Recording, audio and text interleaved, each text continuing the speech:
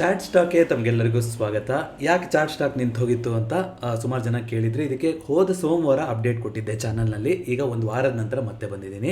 ಆದರೆ ಇನ್ನು ಮುಂದೆ ಚಾಟ್ ಸ್ಟಾಕ್ ಅಂತ ಬರೋದಿಲ್ಲ. ಇದನ್ನ ನಾವು ಫಿನ್ ಫ್ಯಾಕ್ಟ್ಸ್ ಅಂತ ಮರುನಾಮಕರಣ ಮಾಡ್ತಾ ಇದ್ದೀವಿ. ಏನು ಫಿನ್ ಫ್ಯಾಕ್ಟ್ಸು ನಿಮ್ಗೆ ಹೇಳ್ದಂಗೆ ಫೈನಾನ್ಷಿಯಲ್ ಫ್ಯಾಕ್ಟ್ಸ್ ರಿಪೋರ್ಟಿಂಗ್ ಆಗಿರುತ್ತೆ ಅಷ್ಟೇ ಹೊರತು ಇಲ್ಲಿ ಯಾವುದೇ ಒಂದು ಪ್ರಿಡಿಕ್ಷನ್ ಆಗಲಿ ಮಾರ್ಕೆಟ್ ಅನಾಲಿಸಿಸ್ ಆಗಲಿ ಆಗೋದಿಲ್ಲ. ಬಂದಿರೋದನ್ನು ಬಂದಿರೋ ರೀತಿ ತಲುಪುವಂಥ ಪ್ರಯತ್ನವನ್ನು ಮಾಡ್ತಾ ಹೋಗ್ತೀನಿ. ಅದೇ ರೀತಿಯಾಗಿ ವೀಕೆಂಡ್ಗಳಲ್ಲಿ ಅಥವಾ ಯಾವತ್ತು ಮಾರ್ಕೆಟ್ಗೆ ರಜೆ ಇರುತ್ತೋ ಅಂಥ ದಿನಗಳಲ್ಲಿ ಸ್ಪೆಷಲ್ ಕಂಟೆಂಟ್ ಬರುವಂಥ ಪ್ರಯತ್ನ ಇರುತ್ತೆ. ಇದು ಒಂದು ಡೈಲಿ ಬೇಸಿಸಲ್ಲಿ ನೀವು ಒಂದು ಭೇಟಿ ಆಗೋಕ್ಕೆ ಒಂದು ಅವಕಾಶ. ಸೊ ಇಷ್ಟು ದಿನ ಸಪೋರ್ಟ್ ಮಾಡ್ಕೊಂಡು ಬಂದಿದ್ರಿ. ಸೊ ಇದರಲ್ಲಿ ಸಾಕಷ್ಟು ಮಾರ್ಪಾಡುಗಳನ್ನು ಮಾಡೋದಿದೆ, ಮುಂದೇನು ಪ್ಲ್ಯಾನ್ಸ್ ಇದೆ. ಆದರೆ ಅದೆಲ್ಲ ಮಾಡ್ಕೊಂಡು ಬರೋಷ್ಟೊತ್ತಿಗೆ ಒಂಥರ ಕನೆಕ್ಟೇ ಬಿಟ್ಟು ಹೋಗುತ್ತೆ ಅನ್ನೋದಕ್ಕೋಸ್ಕರ ಇವತ್ತು ಮತ್ತೆ ವಾಪಸ್ ಶುರು ಮಾಡ್ತಾ ಇದೆ. ಅಂದರೆ ಏನಂದರೆ, ಒಂದು ಎಕ್ಸೆಲಲ್ಲಿ ಒಂದು ಡ್ಯಾಶ್ ಬೋರ್ಡ್ ಕ್ರಿಯೇಟ್ ಮಾಡೋದ್ರ ಮೂಲಕ ಅಥವಾ ಒಂದು ಪರ್ಸನಲ್ ಡ್ಯಾಶ್ ಬೋರ್ಡ್ ನಾವು ಏನೇನು ಮಾತಾಡ್ತೀವೋ ದಿನ ಅದನ್ನೆಲ್ಲ ಒಂದು ತೋರಿಸೋ ಥರ ಒಂದು ಡ್ಯಾಶ್ ಬೋರ್ಡ್ ಮಾಡೋ ಥರ ಅಂತ ಒಂದಿಷ್ಟು ಪ್ಲ್ಯಾನ್ಸ್ಗಳಿದೆ. ಅದು ಸಮಯ ಕೂಡ ಬೇಕಾದಕ್ಕೋಸ್ಕರ ಅದೆಲ್ಲ ಆದಾಗ ಮಾತಾಡ್ತಾ ಹೋಗೋಣಂತೆ.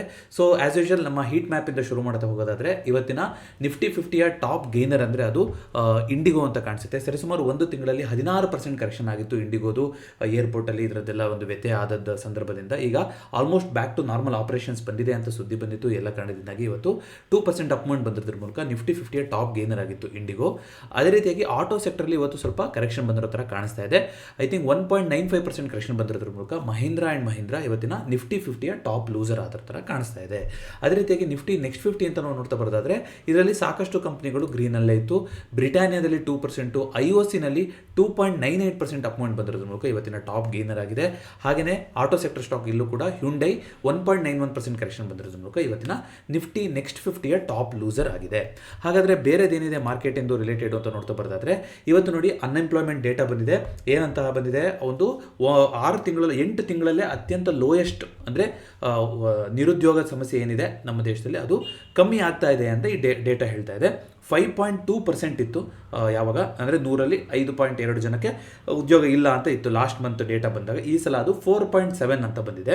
ಇದು 8 ತಿಂಗಳಲ್ಲೇ ಕಮ್ಮಿ ಆಗಿರೋದು. ಇದಕ್ಕೆ ಏನು ಹೇಳ್ತಾ ಇದ್ದಾರೆ ಅಂದರೆ, ಗ್ರಾಮೀಣ ಭಾಗದಲ್ಲಿ ಮಹಿಳೆಯರು ಕೂಡ ಉದ್ಯೋಗಕ್ಕೆ ಬರ್ತಾ ಇರೋದು ಆ ಒಂದು ಡೇಟಾ ಇಂಪ್ರೂವ್ಮೆಂಟ್ ಆಗೋಕ್ಕೆ ಸಹಾಯ ಆಗಿದೆ ಅಂತ ಇದರಲ್ಲಿ ಹೇಳ್ತಾ ಇದ್ದಾರೆ. ಅದೇ ರೀತಿಯಾಗಿ ಇವತ್ತು 15ನೇ ತಾರೀಕು ನಿಮಗೆ ಗೊತ್ತಿದೆ, 14-15ನೇ ತಾರೀಕು ಹಾಗೆ ನಮಗೆ WPI ಇನ್ಫ್ಲೇಷನ್ ಡೇಟಾ ಬರುತ್ತೆ. ಹೋಲ್ಸೇಲ್ ಪ್ರೈಸ್ ಇನ್ಫ್ಲೇಷನ್ ಡೇಟಾ ಅಂತ ಬರ್ತಾ ಹೋಗುತ್ತೆ. ಹೋಲ್ಸೇಲ್ ಪ್ರೈಸ್ ಇಂಡೆಕ್ಸ್ ಅಂತಲೂ ಇದೆ. ಇದ್ರ ಬಗ್ಗೆ ನಾನು ಶಾರ್ಟ್ ಸೀರೀಸಲ್ಲಿ ಡೆಡಿಕೇಟೆಡ್ ಆಗಿ ವಿಡಿಯೋ ಮಾಡಿದ್ದೆ. ಯಾರಾದರೂ ನೋಡಿಲ್ಲ ಅಂತಂದರೆ ಈ ವಿಡಿಯೋದ ಎಂಡಿಗೆ ಕೊಟ್ಟಿರ್ತೀನಿ, ನೀವು ಚೆಕ್ಔಟ್ ಮಾಡ್ಬೋದು. ಅದು ಕೂಡ ಒಂದು ಇಂಪಾರ್ಟೆಂಟ್ ಪ್ಯಾರಾಮೀಟರ್ ಆಗುತ್ತಾ ಹೋಗುತ್ತೆ. ದೇಶದಲ್ಲಿ ಇನ್ಫ್ಲೇಷನ್ ಯಾವ ರೀತಿ ನಡೀತಾ ಇದೆ, ಏನು ಕತೆ ಅಂತ ವಿಚಾರ ಮಾಡಲಿಕ್ಕೆ. ಅದು ಕೂಡ ಇವತ್ತು ಕಮ್ಮಿ ಆಗಿದೆ ಅಂತ ಬಂದಿದೆ. ಬಟ್ ಡೀಟೇಲ್ ಆಗಿ ನಾನು ಇನ್ನೂ WPI ಇನ್ಫ್ಲೇಷನ್ ಡೇಟಾನ ನೋಡಿಲ್ಲ. ನಾಳೆ ನೋಡಿದ್ರೆ ಏನೇನು ಜಾಸ್ತಿ ಆಗಿದೆ, ಏನೇನು ಕಮ್ಮಿ ಆಗಿದೆ, ಶಾರ್ಟ್ ಸೀರೀಸಲ್ಲಿ ಯಾವ ರೀತಿಯಾಗಿ ರಿಪೋರ್ಟ್ನ ಓದೋದು ಅಂತಲೂ ಕೂಡ ನಾವು ಮಾತಾಡ್ಕೊಂಡಿದ್ವಿ. ನಾಳೆ ಅದ್ರ ಬಗ್ಗೆ ತಿಳಿಸ್ಕೊಡುವಂಥ ಪ್ರಯತ್ನ ಮಾಡ್ತೀನಿ. ಅದೇ ರೀತಿಯಾಗಿ ಇವತ್ತಿಂದ SBI ಸೇರಿದಂತೆ ಸುಮಾರು ಬ್ಯಾಂಕ್ಗಳಲ್ಲಿ ಏನು ರೆಪೋ ರೇಟನ್ನು ಕಮ್ಮಿ ಮಾಡಿ ಹೋಗಿದ್ರಲ್ಲ, 25 ಬೇಸಿಸ್ ಪಾಯಿಂಟ್ಸ್ ಕಮ್ಮಿ ಮಾಡಿದ್ರಲ್ಲ, ಸೊ ಆ ಕಮ್ಮಿ ಮಾಡಿದ್ರದ್ದು ಎಫೆಕ್ಟು ನಿಮಗೆ ಕಾರಣಕ್ಕೆ ಸಿಗುತ್ತೆ ಅಂತ ಹೇಳ್ತಾ ಇದ್ದಾರೆ. ಅಂದರೆ ಅವರು ಕೂಡ ಇವಾಗ ರೆಪೋ ರೇಟು ಜಾಸ್ತಿ ಮಾಡಿದಾಗ ಅಥವಾ ರೆಪೋ ರೇಟ್ ಕಮ್ಮಿ ಮಾಡಿದಾಗ ಬ್ಯಾಂಕ್ಗಳು ಕೂಡ ಅದೇ ರೀತಿಯಾಗಿ ವ್ಯತ್ಯಾಸಗಳನ್ನು ಮಾಡ್ಕೋಬೇಕು. ಅಂದರೆ ಬ್ಯಾಂಕಲ್ಲಿ ಏನು ವ್ಯತ್ಯಾಸ ಆಗುತ್ತೆ, ಈಗ ರೆಪೋ ರೇಟನ್ನು ಒಂದು ವೇಳೆ ಈಗ ಕಮ್ಮಿ ಮಾಡಿದ್ರೆ, ಈಗ ಉದಾಹರಣೆಗೆ ಕಮ್ಮಿ ಮಾಡಿದ್ರಲ್ವ 25 ಬೇಸಿಸ್ ಪಾಯಿಂಟ್ ಕಮ್ಮಿ ಮಾಡಿದ್ರೆ ಯಾರ್ಯಾರು ಸಾಲ ತೊಗೊತಿರೋ ಅಥವಾ ಆಲ್ರೆಡಿ ಯಾರ್ಯಾರು ಸಾಲ ತೊಗೊಂಡಿದ್ದೀರೋ ನಿಮ್ಮ ಏನು ಒಂದು ಬಡ್ಡಿ ದರ ಏನಿರುತ್ತೆ ಅದನ್ನು ಕೂಡ ಬ್ಯಾಂಕ್ಗಳು ಕಮ್ಮಿ ಮಾಡಬೇಕಾಗುತ್ತೆ.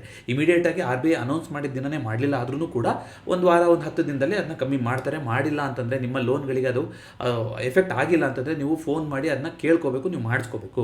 ಅದು ಇಂಪಾರ್ಟೆಂಟು. SBI ಇಂದ ಇವತ್ತು ಕನ್ಫರ್ಮೇಷನ್ ಬಂದಿದೆ. ಜೊತೆಗೆ ಇಂಟ್ರೆಸ್ಟ್ ರೇಟ್ನ ಲೋ ಮಾಡಿದ್ರು ಅಂದರೆ ಏನು, ಅವ್ರು ಬ್ಯಾಂಕಿಂದ ಏನು ಇಂಟ್ರೆಸ್ಟ್ ಕೊಡ್ತಾರಲ್ಲ, ಅಂದರೆ ಏನು ನಾವು ಠೇವಣಿ ಅಂತ ಇಡ್ತೀವಲ್ಲ, FD ಆಗಿರ್ಬೋದು RD ಆಗಿರ್ಬೋದು, ಅದರ ರೇಟ್ಗಳನ್ನು ಕೂಡ ಕಮ್ಮಿ ಮಾಡ್ತಾ ಹೋಗ್ತಾರೆ. ಅದನ್ನು ಕೂಡ ಕಮ್ಮಿ ಮಾಡಿದ್ದಾರೆ. ಸೊ ನೀವು ಬ್ಯಾಂಕ್ ವೆಬ್ಸೈಟ್ಗಳಿಗೆ ಹೋದರೆ ಏನು ಬಡ್ಡಿ ರೇಟ್ ನಡೀತಾ ಇದೆ ಇವಾಗ ಎಕ್ಸಾಕ್ಟಾಗಿ ಅನ್ನೋದನ್ನು ನೀವು ನೋಡ್ತಾ ಹೋಗ್ಬೋದು. ಸಾಲ ತೊಗೊಂಡಿರೋರಾಗಿರ್ಬೋದು ಅಥವಾ ಯಾರು ಠೇವಣಿ ಇಟ್ಟವರಾರು ಆಗಿರ್ಬೋದು, ಎರಡಕ್ಕೂ ಕೂಡ ನಿಮಗೆ ಸಿಗ್ತಾ ಹೋಗುತ್ತೆ. ಅದೇ ರೀತಿಯಾಗಿ ಇವತ್ತಿನ ಓಪನ್ ಇಂಟ್ರೆಸ್ಟ್ ಡೇಟಾ ಅಂತ ನೋಡೋದಾದರೆ, ನಾಳೆ ಮಂಗಳವಾರ ನಿಮ್ಗೆ ಗೊತ್ತಿರೋ ಹಾಗೆ ನಿಫ್ಟಿ ಎಕ್ಸ್ಪೈರಿ ಆಗಿರುತ್ತೆ. ಸೊ ಓಪನ್ ಇಂಟ್ರೆಸ್ಟ್ ಡೇಟಾ ಈ ರೀತಿಯಾಗಿ ಕಾಣಿಸ್ತಾ ಇದೆ. ಸೊ PCR ರೇಷಿಯೋ 1.16 ಇದೆ. PCR ರೇಷಿಯೋ ಯಾವ ರೀತಿ ಕ್ಯಾಲ್ಕುಲೇಟ್ ಆಗ್ತಾ ಹೋಗುತ್ತೆ, ಪುಟ್ OI divided by call OI ಅಂತ ಮಾಡ್ತಾ ಹೋಗ್ತೀವಿ. ಸೊ ಪುಟ್ OIಗಳು ಜಾಸ್ತಿ ಇದ್ದು ಕಾಲ್ OIಗಳು ಕಮ್ಮಿ ಇತ್ತು ಅಂತಂದರೆ ಅವಾಗ PCR ರೇಷಿಯೋ ಜಾಸ್ತಿ ಬರ್ತಾ ಹೋಗುತ್ತೆ. ಕಾಲ್ OIಗಳೇ ಜಾಸ್ತಿ ಇದ್ದು ಪುಟ್ OIಗಳು ಕಮ್ಮಿ ಇತ್ತು ಅಂತಂದರೆ PCR ರೇಷಿಯೋ ನೆಗೆಟಿವ್ ಬರ್ತಾ ಹೋಗುತ್ತೆ. ಸಾಮಾನ್ಯವಾಗಿ PCR ರೇಟ 1ಕ್ಕಿಂತ ಜಾಸ್ತಿ ಇದೆ ಅಂತಂದರೆ ಅದರ ಅರ್ಥ ಏನು, ಪುಟ್ OIಗಳು ಜಾಸ್ತಿ ಇದೆ ಅಂದರೆ ಪುಟ್ ಆಪ್ಷನ್ಗಳನ್ನ ಸೆಲ್ ಮಾಡಿರೋರು ಜಾಸ್ತಿ ಇದ್ದಾರೆ ಅಂತ ಅದರ ಅರ್ಥ. ಅದೇ ರೀತಿಯಾಗಿ PCR ಕಮ್ಮಿ ಬರ್ತಾ ಇದೆ, 1ಕ್ಕಿಂತ ಕಮ್ಮಿ ಬರ್ತಾ ಇದೆ ಅಂತಂದರೆ ಅವಾಗ ಕಾಲ್ OI ಜಾಸ್ತಿ ಇದೆ ಅಂತ. ಅಂದರೆ ಏನಾಗುತ್ತೆ, ಕಾಲ್ ಅಂದರೆ ಕಾಲ್ ರೈಟಿಂಗ್ ಮಾಡಿರೋರು, ಸೆಲ್ಲಿಂಗ್ ಮಾಡಿರೋರೆ ಜಾಸ್ತಿ ಇದೆ ಅಂತ ಅದ್ರ ಒಂದು ಇಂಡಿಕೇಶನ್ ಸಿಗ್ತಾ ಇರುತ್ತೆ. ನೀವು ಇಲ್ಲಿ ನೋಡ್ತಾ ಇದ್ದೀರಾ. ಅದೇ ರೀತಿಯಾಗಿ ಇವತ್ತಿನ ಮೂವರ್ಸ್ ಅಂತ ನೋಡ್ತಾ ಬರೋದಾದರೆ FMCG ಸೆಕ್ಟರ್ ಇವತ್ತಿನ ಟಾಪ್ ಗೇನರ್ ಆಗಿತ್ತು ಸೆಕ್ಟರ್ ವೈಸ್ ಅಂತ ನೋಡ್ತಾ ಬರೋದಾದರೆ. ಅದೇ ರೀತಿಯಾಗಿ ಆಟೋ ಸೆಕ್ಟರ್ ಇವತ್ತಿನ ಟಾಪ್ ಲೂಸರ್ ಸೆಕ್ಟರ್ ಆಗಿದೆ. ಆಲ್ರೆಡಿ ನಾವು ಸ್ಟಾರ್ಟಿಂಗ್ ಹೀಟ್ ಮ್ಯಾಪಲ್ಲೂ ಕೂಡ ಇದನ್ನೇ ಮಾತಾಡ್ಕೊಂಡಿದ್ವಿ. ಸೊ FIDA ಡೇಟಾ ಇವತ್ತು ಯಾವ ರೀತಿಯಾಗಿ ಸೆಂಟಿಮೆಂಟ್ ಕಾಣಿಸ್ತಾ ಇದೆ ಅನ್ನೋದು ಇಲ್ಲಿ ನೀವು ನೋಡ್ತಾ ಇದ್ದೀರಾ. ಇದು ನಿಫ್ಟಿದು ಸೆನ್ಸಿಬಲ್ ಕೊಡುವಂಥ ಡೇಟಾ ಆಗಿರುತ್ತೆ. ಅದೇ ರೀತಿಯಾಗಿ ಟೋಟಲ್ ಇವತ್ತು ಬೈಯಿಂಗ್ ಸೆಲ್ಲಿಂಗ್ ಅಂತ ನೋಡ್ತಾ ಬರೋದಾದ್ರೆ ಇನ್ನೂ ಅಪ್ಡೇಟ್ ಆಗಿಲ್ಲ, ಶುಕ್ರವಾರದ ಇದೆ. ಕಳೆದ ಶುಕ್ರವಾರ ತನಕ ಪ್ರತಿದಿನ FIಗಳು ಸೆಲ್ ಮಾಡ್ತಾ ಇರೋದೇ ಜಾಸ್ತಿ ಇತ್ತು. ಸೊ ಇವತ್ತಿನ ಡೇಟಾ ಇನ್ನೂ ನಾನು ಮಾರ್ಕೆಟ್ ರೆಕಾರ್ಡ್ ಮಾಡೋ ಟೈಮಿಗೆ ಇನ್ನೂ ಬಂದಿಲ್ಲ. ಅದೇ ರೀತಿಯಾಗಿ IPOಗಳು ಅಂತ ನೋಡ್ತಾ ಬರೋದಾದ್ರೆ ಅಪ್ಕಮಿಂಗ್ IPOನಲ್ಲಿ KSH ಇಂಟರ್ನ್ಯಾಷನಲ್ ಲಿಮಿಟೆಡ್ IPO ಇದೆ. ಐ ಥಿಂಕ್ ನಾಳೆಯಿಂದ ಶುರುವಾಗ್ತಾ ಹೋಗುತ್ತೆ. ಇದು 39 ಒಂದು ಲಾಟಿನ ಸೈಜು 39 ಅಂತ ಇಟ್ಟಿದ್ದಾರೆ. ಇಶ್ಯೂ ಪ್ರೈಸು ಒಟ್ಟು ಇಶ್ಯೂ ಸೈಜು 710 ಕೋಟಿ, ಪ್ರೈಸು 365 ದಿನ 384. ಸೊ ಡೇಟಾ ಇಲ್ಲಿ ಅಪ್ಡೇಟ್ ಆದರೂ ಇದನ್ನ ನಂಬೋದು ಕಷ್ಟ. ಸೊ IPOನಲ್ಲಿ ಪಾರ್ಟಿಸಿಪೇಟ್ ಮಾಡೋಕ್ಕಿಂತ ಮುಂಚೆ ರೆಡ್ ಹೆರಿಂಗ್ ಪ್ರಾಸ್ಪೆಕ್ಟಸ್ ಅಂತ ಇರುತ್ತೆ. ಇಲ್ಲಿ ನೋಡಿ RHP ಅಂತ ಲಿಂಕ್ ಕೊಟ್ಟಿರ್ತಾರೆ. ಅದನ್ನ ಡೀಟೇಲ್ ಆಗಿ ಓದ್ಕೊಂಡು ಅಳೆದು ತೂಗಿ ಕಂಪನಿ ಫಂಡಮೆಂಟಲ್ಸ್ನ ಆಮೇಲೆ ನೀವು ಇನ್ವೆಸ್ಟ್ ಮಾಡ್ತಾ ಹೋಗಬೇಕು. ಹೇಗೆ ರೆಡ್ ಹೆರಿಂಗ್ ಪ್ರಾಸ್ಪೆಕ್ಟಸ್ನ ಓದೋದು, ಏನೇನು ಇಂಪಾರ್ಟೆಂಟ್ ಪ್ಯಾರಾಮೀಟರ್ ಆಗುತ್ತೆ ಅನ್ನೋದನ್ನು ಕೂಡ ಹಿಂದೆ ನಾನು ವಿಡಿಯೋದಲ್ಲಿ ಕವರ್ ಮಾಡಿದ್ದೆ. ಈ ವಿಡಿಯೋದ ಎಂಡಿಗೆ ಕೊಟ್ಟಿರ್ತೀನಿ, ನೀವು ಚೆಕ್ಔಟ್ ಮಾಡ್ತಾ ಹೋಗ್ಬೋದು. ಅದೇ ರೀತಿಯಾಗಿ ಲಿಸ್ಟ್ ಆಗಿರುವಂಥ IPOಗಳು ಅಂತ ಬರ್ತಾ ಹೋಗೋದಾದ್ರೆ ICICI Prudential asset management company. Asset management ಕಂಪನಿಗಳಂದ್ರೆ ಮ್ಯೂಚುವಲ್ ಫಂಡನ್ನ ನೀವು ಪಾರ್ಟಿಸಿಪೇಟ್ ಮಾಡ್ತಿರಲ್ಲ, ಅದರಲ್ಲಿ ICICI ಒಂದಿದೆ, HDFC ಇದೆ, SBI ಇದೆ, ಬ್ಯಾಂಕ್ ಏತರ ಕಂಪನಿಗಳು ಈಗ ಪರಾಕ್ ಅಂತಿದೆ, ಮಿರಾಯ್ ಅಂತಿದೆ, ಈ ರೀತಿಯೂ ಸುಮಾರು ಕಂಪನಿಗಳಿದೆ ಅಲ್ವಾ. ಸೊ ಅವರು ಅಸೆಟ್ ಮ್ಯಾನೇಜ್ಮೆಂಟ್ ಕಂಪನಿ ಅಂತ ಕರೀತಾರೆ. ಯಾಕೆ ಅಂತಂದ್ರೆ ನಮ್ಮ ಪರವಾಗಿ ಅವರು ಅಸೆಟ್ನ ಮ್ಯಾನೇಜ್ ಮಾಡ್ತಾ ಇರ್ತಾರೆ. ನೀವು ಒಬ್ರು 500 ರೂಪಾಯಿ ಇನ್ವೆಸ್ಟ್ ಮಾಡ್ಬೋದು, ಇನ್ನೊಬ್ರು 1000 ರೂಪಾಯಿ ಇನ್ವೆಸ್ಟ್ ಮಾಡ್ಬೋದು, 100 ರೂಪಾಯಿಂದನೂ ಕೂಡ ಇವಾಗ SIPಗಳಲ್ಲಿ ಇನ್ವೆಸ್ಟ್ ಮಾಡ್ತಾ ಬರ್ಬೋದು. ಆ ರೀತಿ ನಾವೇನು SIPನಲ್ಲಿ ಇನ್ವೆಸ್ಟ್ ಮಾಡಿರ್ತೀವೋ ದುಡ್ಡು, ಅದನ್ನ ಅಸೆಟ್ ಮ್ಯಾನೇಜ್ಮೆಂಟ್ ಕಂಪನಿ ಏನಿರುತ್ತೆ ಅದರಲ್ಲಿ ಒಬ್ಬರು ಫಂಡ್ ಮ್ಯಾನೇಜರ್ ಅಂತ ಇರ್ತಾರೆ. ಪ್ರತಿ ಫಂಡಿಗೂ ಒಬ್ಬರು ಮ್ಯಾನೇಜರ್ ಇರ್ತಾರೆ, ಅವರು ಅದನ್ನ ಸಂಭಾಳಿಸ್ತಾ ಇರ್ತಾರೆ. ಇದ್ರ ಬಗ್ಗೆನೂ ಕೂಡ ಮ್ಯೂಚುವಲ್ ಫಂಡ್ ಸೀರೀಸ್ ಅಂತ ಡೆಡಿಕೇಟೆಡ್ ಪ್ಲೇ ಲಿಸ್ಟ್ ಇದೆ. ಎಲ್ಲದನ್ನು ಡೈಲಿ ಹೇಳೋದು ಕಷ್ಟ ಆಗ್ತಾ ಹೋಗುತ್ತೆ. ಅದಕ್ಕೆ ರಿಲೇಟೆಡ್ ಆಗಿರುವಂಥ ವಿಡಿಯೋಗಳನ್ನ ಚಾನಲ್ನಲ್ಲಿ ಆಲ್ರೆಡಿ ಇದೆ. ಇನ್ನೂ ಇಲ್ಲ ಅಂತಂದರೆ ನೀವು ಆ ಪ್ಲೇ ಲಿಸ್ಟ್ನ ಚೆಕ್ ಮಾಡಿದಾಗ ನಿಮ್ಗೆ ಇನ್ನೇನಾದ್ರು ಮಾಹಿತಿ ನೋಡ್ತಾ ಇದ್ದಾರೆ ಅಂದರೆ ಅಲ್ಲೇ ನೀವು ಕಮೆಂಟ್ ಮಾಡಿದ್ರೆ ಅದರ ರಿಲೇಟೆಡ್ ವಿಡಿಯೋ ಮಾಡಲಿಕ್ಕೂ ಕೂಡ ಹೆಲ್ಪ್ ಆಗ್ತಾ ಹೋಗುತ್ತೆ. ಸೊ ಇದು ಆಲ್ಮೋಸ್ಟ್ ಇವತ್ತು ಸಬ್ಸ್ಕ್ರಿಪ್ಷನ್ ನಾಳೆಗೆ ಮುಗಿದು ಹೋಗ್ತಾ ಹೋಗುತ್ತೆ. 12ರಿಂದ 16 ಅಂತ ಇಟ್ಟಿದ್ದು. ಸೊ ನೋಡೋಣ ಸಬ್ಸ್ಕ್ರಿಪ್ಷನ್ ಮುಗಿತಾ ಹೋಗುತ್ತೆ.